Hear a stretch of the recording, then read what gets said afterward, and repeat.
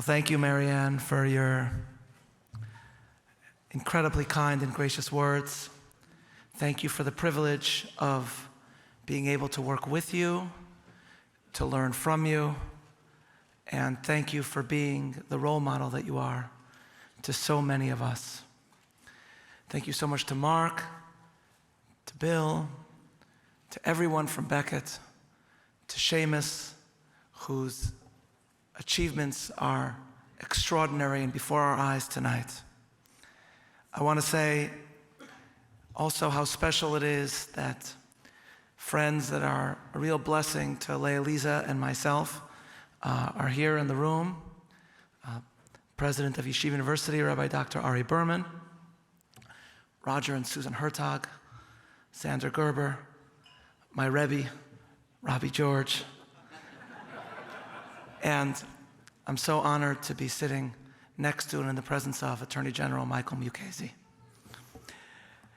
And I want to thank all of you for the warm welcome you have given me. You know it's a genuinely diverse and interfaith event at which I'm speaking, because if it was a Jewish event, no way would they say, you know what we really need? A speech from a rabbi.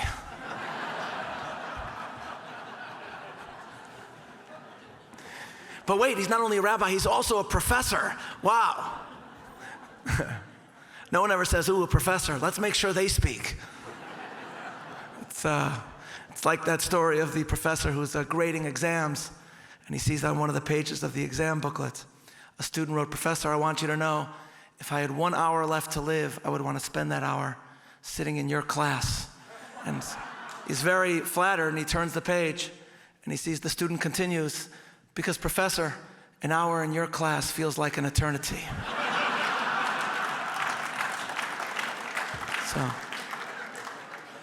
So thank you. I'm really excited to be here.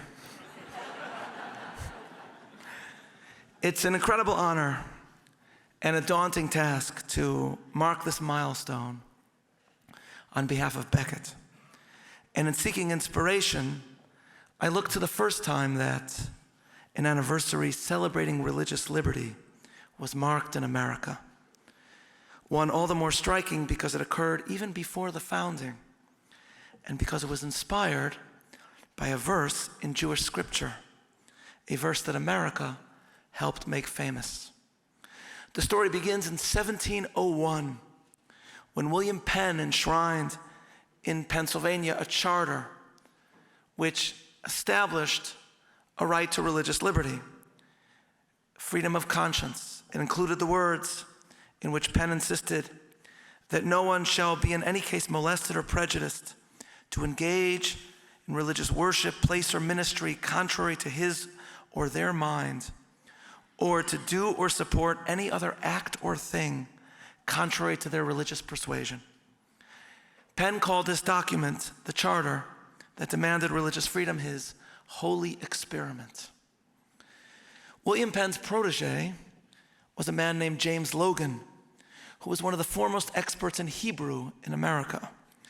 Logan taught Hebrew to his daughter Sally, whom he described as a child, quote, reading the 34th Psalm in Hebrew, the letters of which she learned very perfectly in less than 2 hours' time, an experiment I made of her capacity only for my diversion. Sally, in turn, married Isaac Norris, Speaker of the State Assembly, and a Hebraist in his own right, though his father-in-law, amusingly, was unimpressed, saying of the man who had married his brilliant daughter, if he had as much skill in Greek as he has in Hebrew, he would merit the general reputation of a learned man. That's a father-in-law for you right there. In 1751, Isaac Norris, the man whose Hebrew was better than his Greek, commissioned a bell from London to mark the 50th anniversary of the charter, the 50th anniversary of religious liberty in Pennsylvania. Knowing the Hebrew Bible, Isaac Norris chose to emblazon the bell with words from Leviticus, with a verse describing how every 50 years indentured servants are freed. The verse is, proclaim liberty throughout all the land, unto all the inhabitants thereof. In biblical Israel, as described in the Torah, the way in which freedom was proclaimed was through the blowing and the sounding of a shofar, a ram's horn. But there weren't a lot of people proficient in shofar blowing in colonial Pennsylvania, so Isaac Norris decided to go with a bell instead. A bell whose peals would proclaim liberty, religious liberty. And he selected the finest foundry in London, the oldest in England, the Whitechapel Foundry, in order to produce it. A good bell should last hundreds of years, as historians note. But that is not what occurred. The bell arrived from Whitechapel, from London, and it broke immediately. So it had to be recast by the American craftsmen John Pass and John Stowe, which is why their names are inscribed upon the bell. This bell that they made also did not make it to a century. On February 26, 1846, a Philadelphia paper reported that, quote, "The old Independence bell rang its last clear note on Monday last in honor of the birthday of Washington, and now hangs in the great city steeple irreparably cracked." And then we're told, "It gave out clear notes and loud and appeared in excellent condition until noon, when it received a sort of compound fracture in a zigzag direction through one of its sides, which put it completely out of tune and left it a mere wreck of what it was." Thus, in other words, to summarize, the original bell from Whitechapel in London never worked, and the second Liberty Bell has not been heard since 1846. Meanwhile, in 1976, as America marked its bicentennial, a group of American pranksters gathered in London at the Whitechapel Foundry, which was still in business, demanding that the foundry make up for its original inferior product and replace the current cracked bell in Philadelphia because they owe us a bell. So they held up signs that said, "We got a lemon," and "What about the warranty?" Eventually, the Whitechapel Foundry issued a statement in response saying that we would be happy to replace the bell as long as it was returned to us in its original packaging.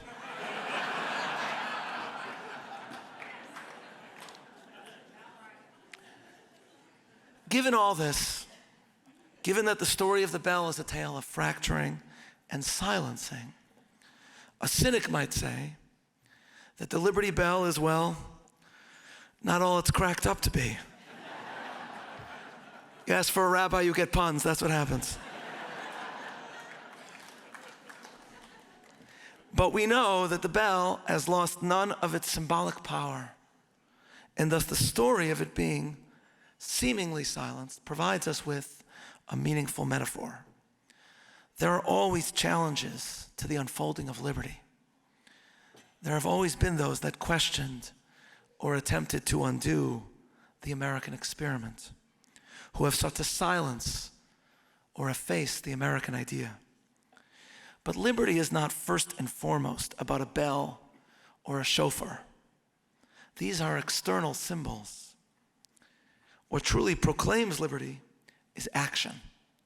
Men and women who are inspired by these symbols and who work and fight for freedom. It is they that proclaim liberty by the way they live and the way they lead. Through their lives, the Liberty Shofar or the Liberty Bell can be heard again. In his prison memoir, Fear No Evil, Natan Sharansky describes going on a hunger strike when he was not allowed to receive correspondence from his family. Finally, the Soviets permitted a postcard from his wife Avital, who never stopped working for his release. The postcard featured an image of a shofar being blown at the Western Wall in Jerusalem. And she wrote on the postcard, "Darling, what shofar must I blow for you to hear me?" And she adds, "I am with you all the time. From that moment on, Sharansky tells us, his fight for freedom was renewed because, as he put it, now in my cell, I distinctly heard the triumphant sounds of the shofar. It is, in other words, through those that fight for liberty that liberty is proclaimed. Through their actions, the sound of freedom is heard. The Liberty Bell is not really silent. Its message still rings, still calls to us, still obligates us. But you have to be willing to listen for it. And we live in a very noisy world where true listening is difficult. There's a very amusing essay by the writer Joseph Epstein, who lives in my hometown of Chicago, Illinois. A lot of the trains are above ground there, so cell phones work. And the article is about his pet peeve, people who talk very loudly on the cell phone while on the train. So he tells us about a friend of his who would commute in Chicago on the train. And his friend, she was sitting there, and there was a woman in front of her who made around 10 phone calls on her cell phone, and it was constantly leaving voicemails. And the voicemail was always the same. The point of it was that she was moving the place of her dinner party on Saturday. So she would call, and he gives a fake name, and she would call over and over, and she would say, "Hi, this is Amy Hempstead. I'm calling about the dinner party. We've moved it to Stefani's restaurant. It's still on Saturday," on and on and on. And his friend is sitting there seething as this woman is calling again and again, "Stefani's restaurant, Saturday, Stefani's restaurant, Saturday." So she tells Joseph Epstein about how rude this other person was being. So Joseph Epstein says, "So did you say anything to this Amy Hempstead about how rude she was being?" And his friend says, "No, I said nothing. But when I got to work, I called Stefani's restaurant and I canceled her reservation for Saturday."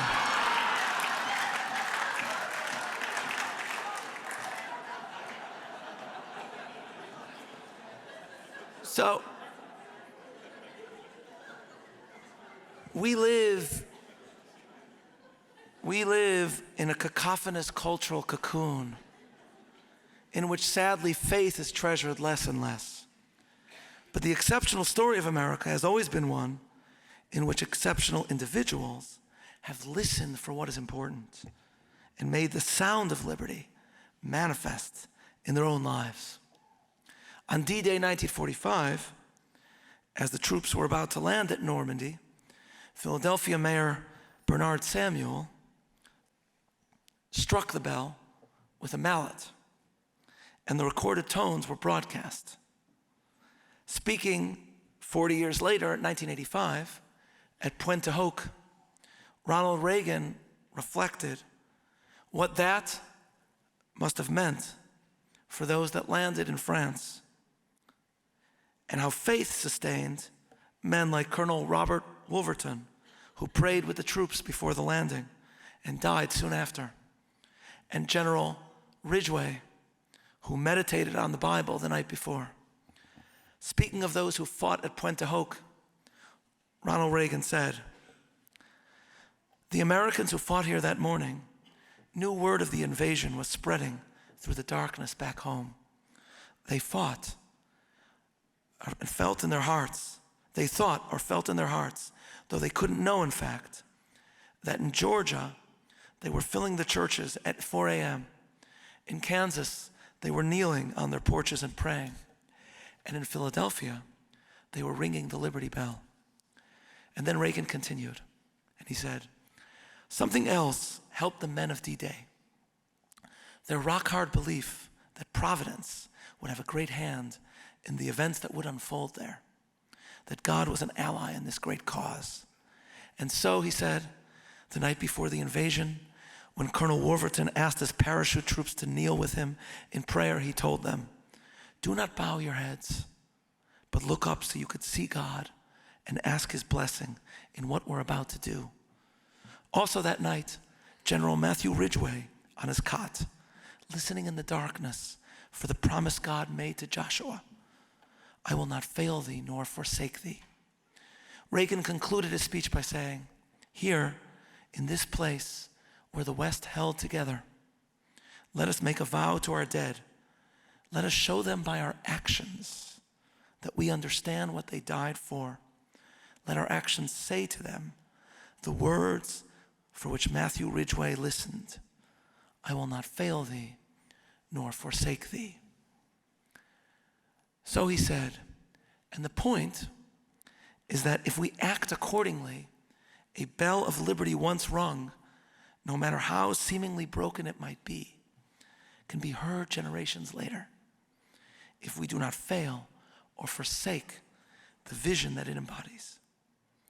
And so we gather together this evening to honor the brave, eloquent, and determined men and women of Becket who have never failed or forsaken the message of the Liberty Bell, and who have never failed or forsaken the faith communities of America represented here this evening.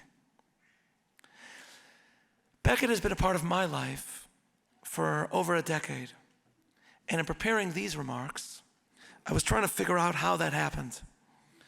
And so I investigated my email inbox, which took me back to 2012, to the Affordable Care Act, remember that? And the threat to religious freedom that its regulations posed. So in 2012, February,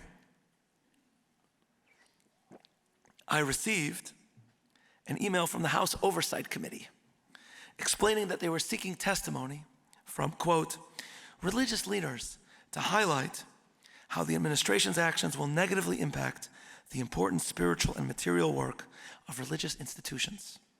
And then the email also said, your name has been recommended to us by the Becket Fund for Religious Liberty as the person we ought to seek out to present a Jewish perspective on this important matter. And so, thanks to Becket, I went to testify in Congress. The image of that hearing became a centerpiece of the political campaign that year. And my congregants, I had a congregant in New York who said to me, you know, I received a postcard from my representative with your picture on it. This was a postcard effectively denouncing me and my fellow witnesses as an evil threat to the future of the country. So, thanks, Becket Fund.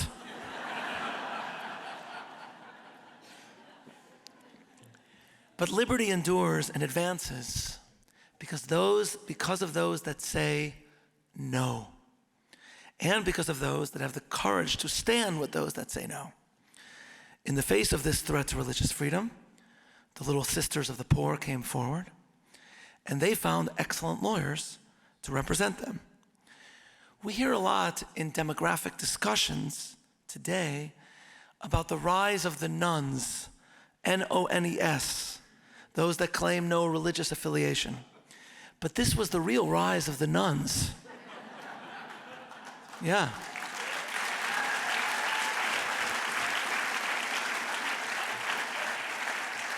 Which, by the way, sounds like an amazing action movie. Little Sisters of the Poor, The Rise of the Nuns.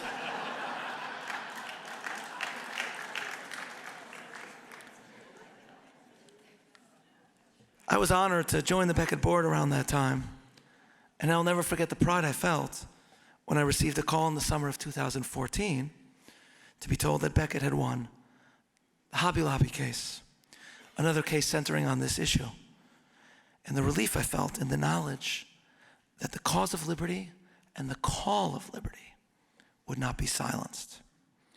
I did not know, of course, then that Becket would represent the educational institution for which I am so privileged to work, Yeshiva University, fighting for its God-given right to embody the religious values and the educational engagement of the world that its name embodies.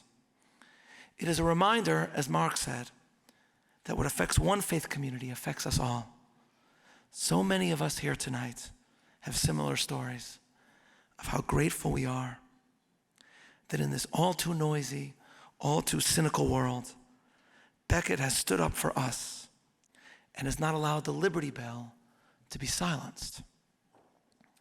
In synagogues around the world, the 5 books of Moses are read through the year, starting at Genesis, concluding at Deuteronomy.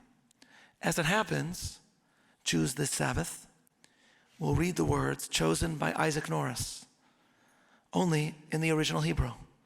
Ukratem doror ba'aretz l'chol yoshveh. Proclaim liberty throughout the land unto all the inhabitants thereof. In my own synagogue, itself an institution that has been held by Becket, we have a tradition that once a year, when this verse is read that week on the Sabbath, we adorn the Torah scroll with 2 silver bells that are replicas of the Liberty Bell in Philadelphia, with the same verse inscribed upon it, only in Hebrew. The Hebrew that Isaac Norris knew. The Liberty Bell adorning the Torah scroll reminds us of the way in which the Hebrew Bible inspired America and the equality that Jews found in America. This year, the symbolism is more meaningful than most. As the Archbishop mentioned, this has been a difficult period for the Jewish people. And even in America, where the Jewish experience has been so exceptional, anti-Semitism has reared its ugly head. But if I may speak personally for a moment, I draw strength and succor from the knowledge that those that hate the Jews in America hate America itself, hate the way it was inspired by Jewish scripture, hate the fact that America is a nation dedicated to a creed with a covenantal calling, hate the way that America considered itself a covenantal people, because from the very beginning, imperfectly but exceptionally, it proclaimed liberty in its land and to so many beyond. And if we wish to ponder the exceptional nature of this nation, we need only look to a bell that broke 150 years ago, but whose call has never been silenced. Writing of the verse selected by Isaac Norris, the historian Gary Nash reflects that, quote, Little did Pennsylvania's legislators know that these words, meaning proclaim liberty throughout the land, that these words from Leviticus would be the watchwords of generations to follow in the United States and everywhere else in the world. And watchwords they remain. Thus, like the Pennsylvania legislature of 1751, we too mark a milestone of religious liberty. I was in Palo Alto several days ago and met last year's Canterbury medalists, Judge Michael McConnell.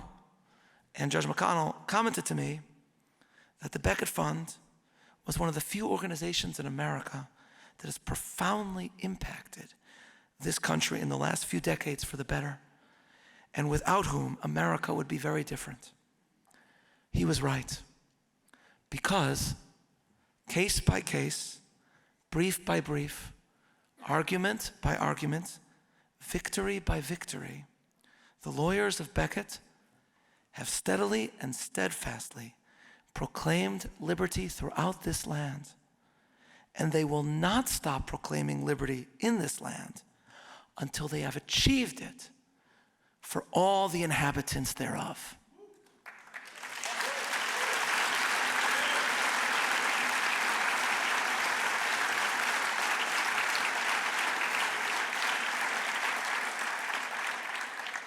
And so we mark 30 years of the Becket Fund in awe at all that has been accomplished, and in the determination and the realization that there is so much more to do. We may well ponder the Jubilee year of Becket that will occur 20 years hence, when we too, like our predecessors in Philadelphia, will mark a 50-year anniversary of the battle for religious liberty, 50 years of proclaiming liberty. I look forward to seeing you there, as we will gather, please God, to celebrate the many more victories for freedom that are yet to come. Thank you very much.